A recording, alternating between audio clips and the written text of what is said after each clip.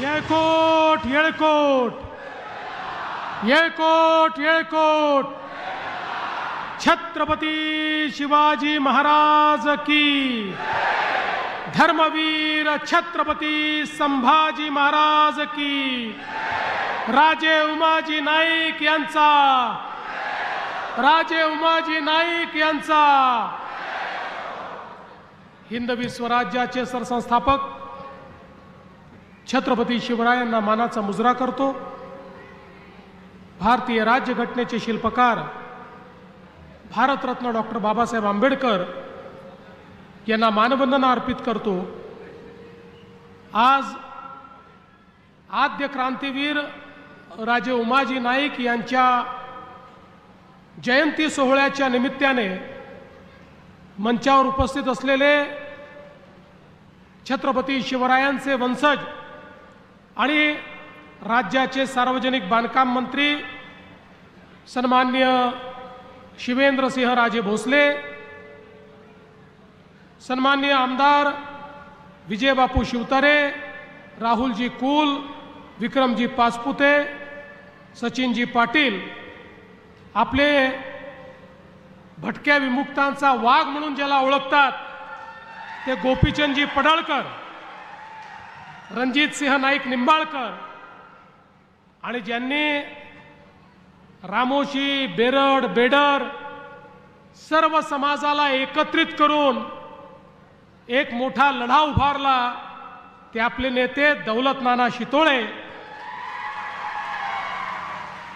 मंचावर उपस्थित वाल्मिकी गुरुपीठ कर्नाटकचे श्री श्री प्रसन्नानंदजी पुरी महास्वामी, प्रकाश सेठ धारीवाल, मोहनराव मदने, अंकुशराव जाधव, सन्माननीय आमचे सहकारी माजी आमदार संग्रामजी थोपटे, संजयजी जगताप, अशोकजी टेकवडे, बाबा जाधवराव, गणेश खोडे, शेखर वडणे, प्रताप पवार, प्रवीण भैया माने, हेमंत हरकरे, राहुलजी पाचरणे, हरिभाऊ लोळे, मयूर पाटील, आपले जिल्हाधिकारी श्री जितेंद्र डुडी, श्री संदीप सिंह गिल, श्री गजानन पाटील, श्री राजेंद्र रहाणे, मंचावरील सर्व मान्यवर आणि या ठिकाणी मोठ्या संख्येने उपस्थित असलेल्या माझ्या सर्व माता भगिनी आणि बंधूंनो, सर्वप्रथम इंग्रजांच्या विरुद्ध क्रांतीची ज्योत पेटवणारे आद्य क्रांतिकारक हुतात्मा राजे उमाजी नाईक यांच्या चरणी मी या ठिकाणी वंदन करतो आणि नतमस्तक होतो। आपण सगळे लोक आज त्यांच्या जयंतीच्या निमित्ताने या ठिकाणी एकत्रित आलो आहोत। आमचा रामोशी समाज, बेडर समाज, बेरड समाज या समाजाचा इतिहास अतिशय स्वर्णिम अशा प्रकारचा इतिहास आहे। संस्कृतीचं संवर्धन करणारा, देवदेश धर्माकरता लढणारा, निसर्गाचं संवर्धन करणारा अशा प्रकारचा दराखोऱ्यांमध्ये राहणारा हा समाज, खऱ्या अर्थानं या रामोशी समाजाचं नातं तर प्रत्यक्ष प्रभू श्रीरामांची आपल्याला पाहायला मिळतं। असे श्रीरामांचे वंशज असलेले आमचे रामोशी या ठिकाणी आज उपस्थित आहेत आणि आपल्या सगळ्यांना माहिती आहे, ज्याचा उल्लेख झाला मगाशी आपण फिल्ममध्ये देखील बघितलं, मोठ्या प्रमाणात दख्खनच्या इतिहासामध्ये आमच्या रामोशी समाजाच्या वेगवेगळ्या राजांनी केलेलं कार्य हे अतिशय अतुलनीय अशा प्रकारचं कार्य आहे।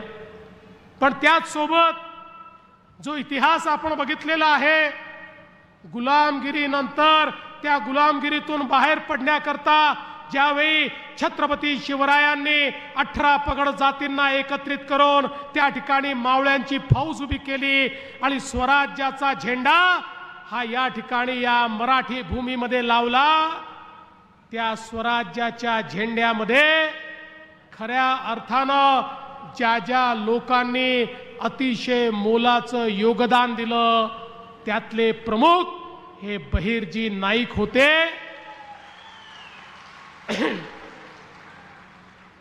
शत्रूच्या छावणीमध्ये अचूकपणे शिरणारे बहिर्जी नाईक, त्या ठिकाणी शत्रूची सगळी माहिती आणणारे बहिर्जी नाईक.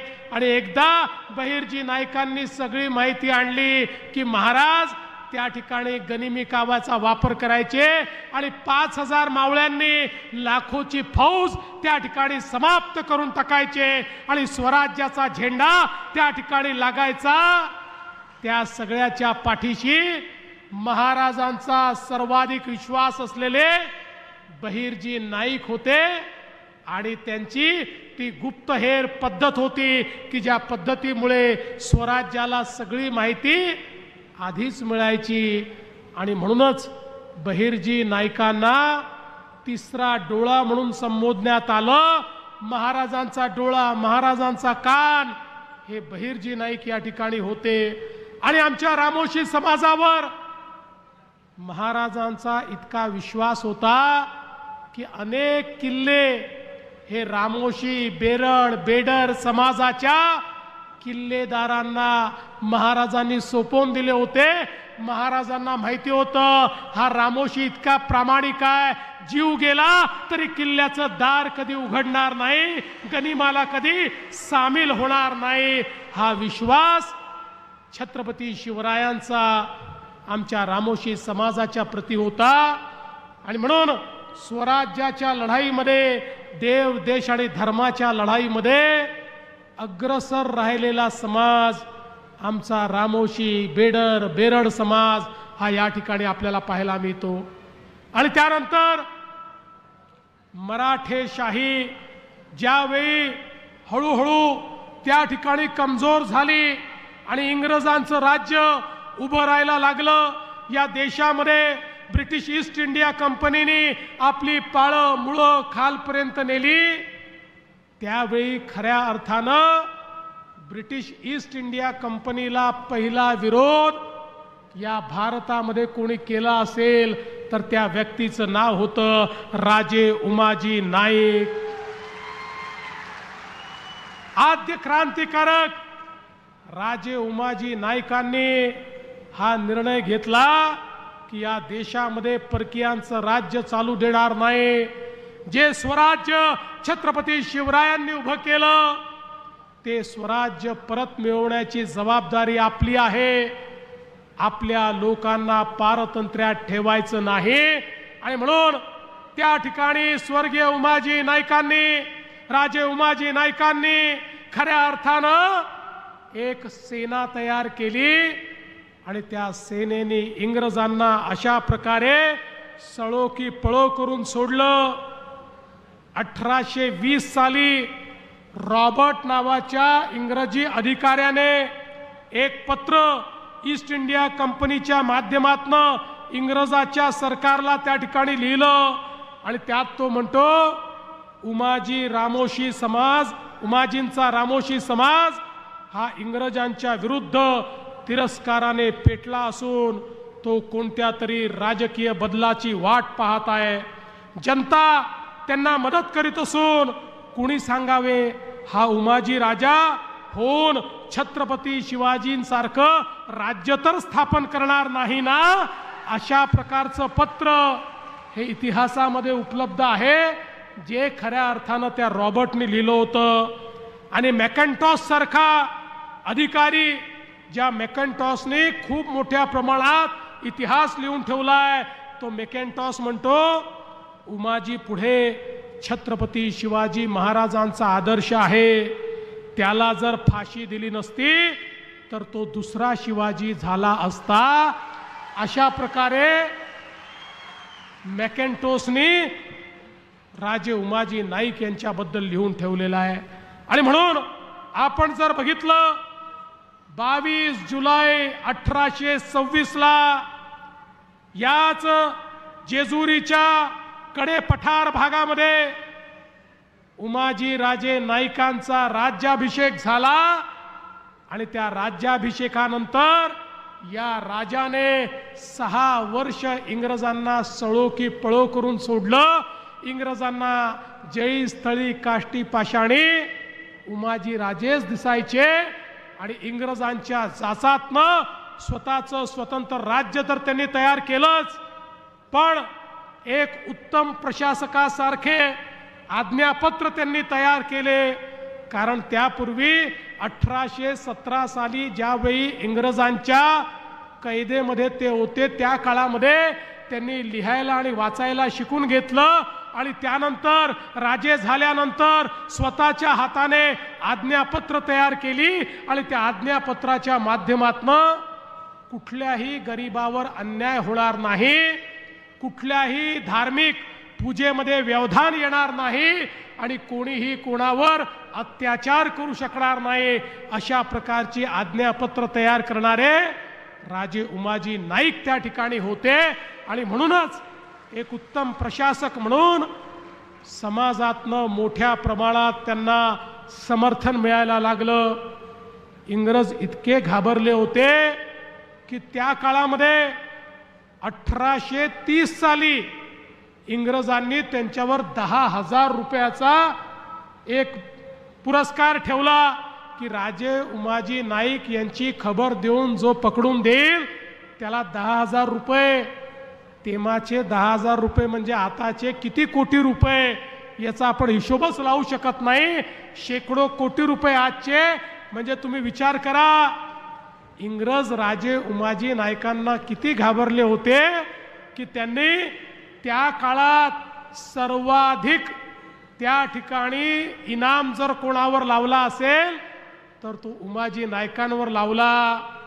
इंग्रजांची अवकात नव्हती उमाजी नायकांना पकडायची, पण दुर्दैवाने काही लोकांनी फितुरी केली. बघा स्वराज्याच्या इतिहासामध्ये छत्रपती संभाजी राजेंनाही कोणी कधी पकडू शकलं नसतं. अरे देश धर्म पर मिटने वाला शेर शिवा का छावा था, महापराक्रमी परम प्रतापी एक ही शंभू राजा था. तशा छत्रपती संभाजी महाराजांनाही कोणी पकडू शकलं नसतं, पण फितुरी झाली. तशीच फितुरी राजे उमाजी नायकांच्या बद्दलही झाली आणि राजे उमाजी नायकांना त्या ठिकाणी पकडण्यात आलं. आणि इंग्रजांनी निर्णय घेतला की या रामोशी समाजाला, बेरड समाजाला, बेडर समाजाला आणि या भटक्या विमुक्तांना या ठिकाणी शांत करायचं असेल तर राजे उमाजी नायकांना जाहीर फाशी दिली पाहिजे. त्यातनं यांचा उत्साह कमी होईल, यांचं तेज कमी होईल, त्या ठिकाणी कुठेतरी हे घाबरतील आणि म्हणून भर रस्त्यावर राजे उमाजी नायकांना फाशी देण्यात आली. पण त्या फाशीने आमचा बेरड समाज, बेडर समाज, रामोशी समाज थांबला नाही. त्यानंतरही ही लढाई अशीच त्यांनी सुरू ठेवली. बंधू भगिनींनो, या स्वातंत्र्याच्या लढाईमध्ये आमच्या आदिवासी समाजाने आणि आमच्या भटक्या विमुक्तांनी या ठिकाणी जे योगदान दिलेलं आहे, दुर्दैवाने आपल्या इतिहासाने हे योगदान कधीच लिहून ठेवलं नाही. आमच्या या समाजाच्या योगदानाला कधीच पुढच्या पिढीपर्यंत पोचू दिलं नाही. आणि इंग्रजांच्या तरी लक्षात आलं होतं की हे समाज असेच या ठिकाणी तेजस्वी राहिले तर आपण या भारतामध्ये राज्य करू शकत नाही. या समाजाचं तेज नष्ट करा, या समाजाची लढवय्यी वृत्ती नष्ट करा, यांची विजिगीषू वृत्ती नष्ट करा. आणि म्हणून इंग्रजांनी क्रिमिनल ट्राइब्स ऍक्ट त्या ठिकाणी तयार केला आणि या सगळ्या समाजांना गुन्हेगारी समाज म्हणून त्या ठिकाणी त्या कायद्याच्या माध्यमातून घोषित केलं. ते याकरता घोषित केलं नव्हतं की हा समाज गुन्हेगारी करत होता, ते याकरता केलं होतं की इंग्रजांना माहिती होतं यांना जर दाबलं नाही तर भारतावर राज्य करता येत नाही. आणि म्हणून यांना गुन्हेगारी समाज करा, यांना शिक्षणापासनं वंचित करा, यांना संस्कृतीपासनं वंचित करा, यांना परंपरांपासनं वंचित करा, यांना अशा प्रकारे दाबा की ज्यातनं हा समाज कुठेतरी दबला जाईल, पिचला जाईल आणि लढणं सोडून देईल. आणि म्हणून जवळजवळ 80 वर्ष आमचा हा समाज गुन्हेगारी समाज म्हणून त्या ठिकाणी मागे पडला. आणि म्हणूनच स्वातंत्र्य मिळाल्यानंतर देखील 5 वर्षापर्यंत आम्हाला गुन्हेगारी समाज म्हणूनच त्या ठिकाणी मानलं गेलं. पण त्यानंतर गुन्हेगारी समाजाचा शिक्का आमच्या माथ्यावरनं पुसला गेला. पण 80 वर्षाच्या या सामाजिक दबावामुळे, या सांस्कृतिक दबावामुळे, या शैक्षणिक वंचिततेमुळे समाज कुठेतरी मागे पडला. दऱ्याखोऱ्यांमध्ये, कडे कपाऱ्यांवर, जंगलामध्ये वावर करत असताना समाजाचं तेज हे कुठेतरी भंग पावलं. आणि म्हणूनच आज आवश्यकता आहे पुन्हा एकदा आमच्या या समाजाला तेच राजे उमाजी नायकांचं तेज परत करायची. आणि म्हणूनच आज आपल्या सरकारने हा जो प्रयत्न सुरू केलेला आहे तो हाच प्रयत्न आहे की आमच्या रामोशी, बेडर, बेरड समाजाला त्यांच्या इतिहासाची आठवण करून द्यायची, त्यांच्या शौर्याची आठवण करून द्यायची आणि पुन्हा एकदा या समाजाला देशाच्या आणि राज्याच्या आर्थिक प्रवाहामध्ये मुख्य धारेमध्ये आणायचं. मी दौलत नाना शितोळे तुमचं अभिनंदन करतो की तुम्ही एक अतिशय चांगल्या प्रकारचं आंदोलन या ठिकाणी उभं केलं आणि वेगवेगळ्या प्रकारच्या आपल्या संघटना असतील, मदनेजी असतील, जाधवजी असतील, MM नाना असतील, सगळे लोक हे एकत्रित झाले आणि सगळ्यांनी मिळून हा निर्णय केला की आता आमच्या समाजाला आम्ही मागे राहू देणार नाही. तर ज्या प्रकारे राजे उमाजी नायकांनी या समाजाला एक अभिमान दिला होता, एक स्वाभिमान दिला होता, तशाच प्रकारचा स्वाभिमानी समाज आम्ही उभा करू. आणि ज्यावेळी रामोशी समाजाच्या, बेरड समाजाच्या, बेडर समाजाच्या आमच्या नेत्यांनी आम्हाला हाक दिली, त्यांच्या हाकेला आम्ही प्रतिसाद दिला आणि सांगितलं काळजी करू नका, सरकार तुमच्या पाठीशी ताकदीनं उभं राहील. बंधू भगिनींनो, आम्ही या ठिकाणी स्मारक करायचा निर्णय घेतला आणि राजे उमाजी नाईक यांची जयंती ही साजरी करण्याचा निर्णय घेतला.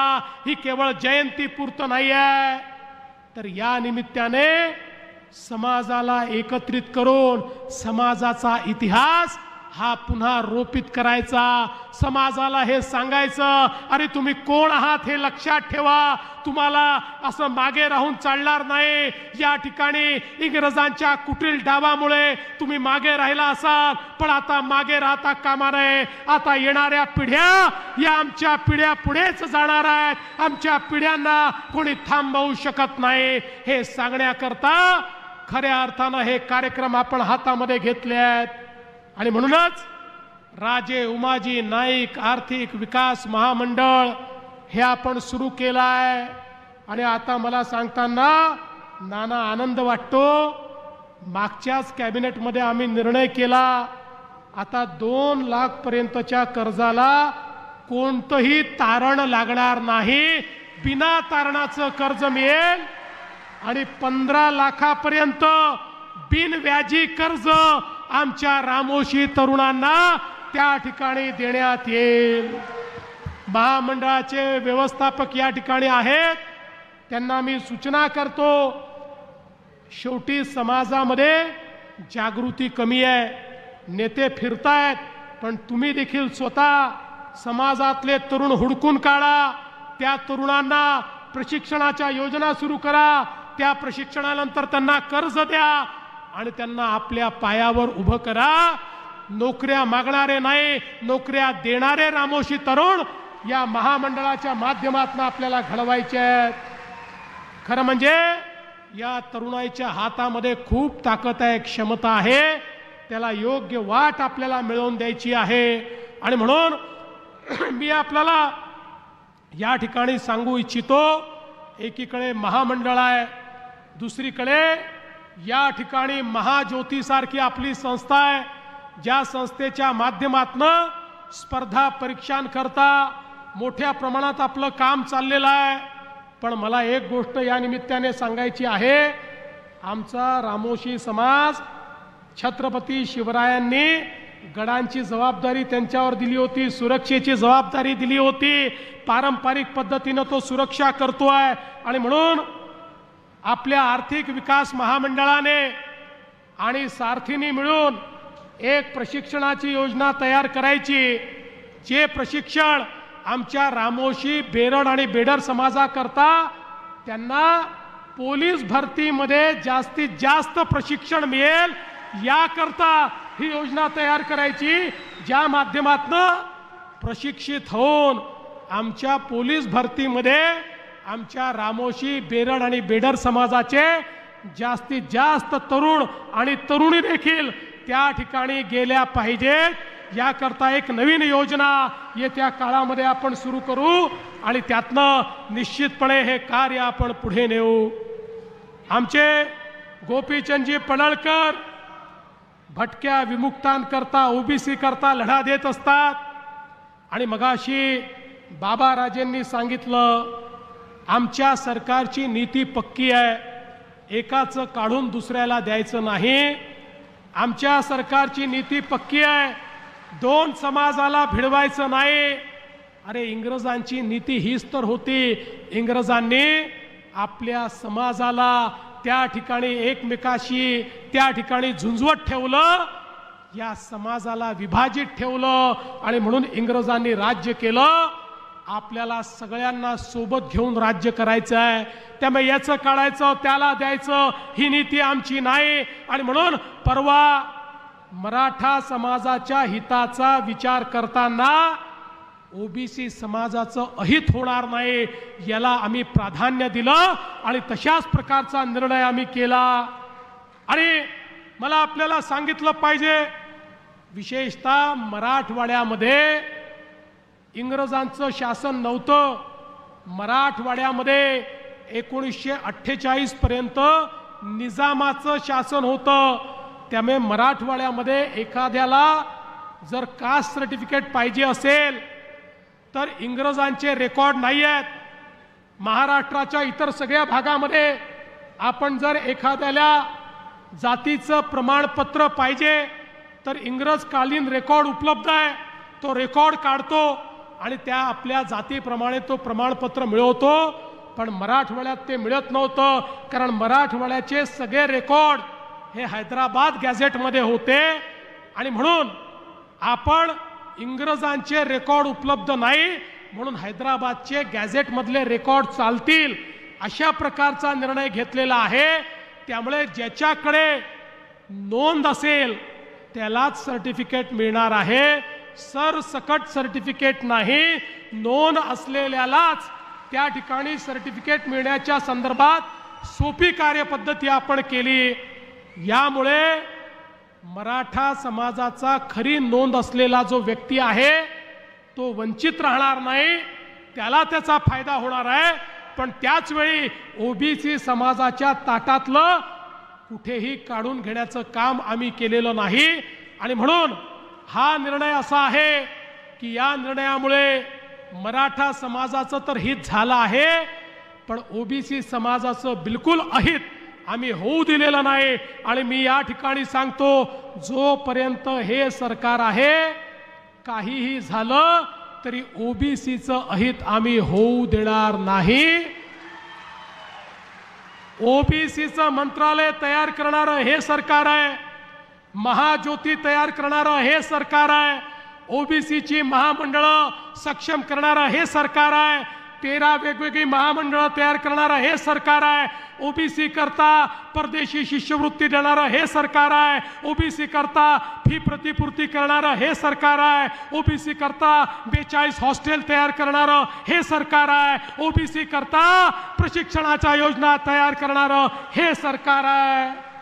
याचं कारण आम्हाला हे माहिती आहे की जोपर्यंत छत्रपती शिवरायांसोबत लढणाऱ्या 18 पगड जातींना आम्ही मुख्यधारेमध्ये आणणार नाही तोपर्यंत शिवकार्य कधीच पूर्ण होऊ शकत नाही। ओबीसींचा त्या ठिकाणी उत्थान, ओबीसींचा विकास म्हणजे शिवकार्य आहे आणि ते शिवकार्य केल्याशिवाय हे सरकार कधीच थांबणार नाही। आणि म्हणून कोणीही मनात शंका आणू नका, आम्ही दबावापोटी काम करत नाही, आम्ही समाजाच्या प्रेमापोटी काम करतो।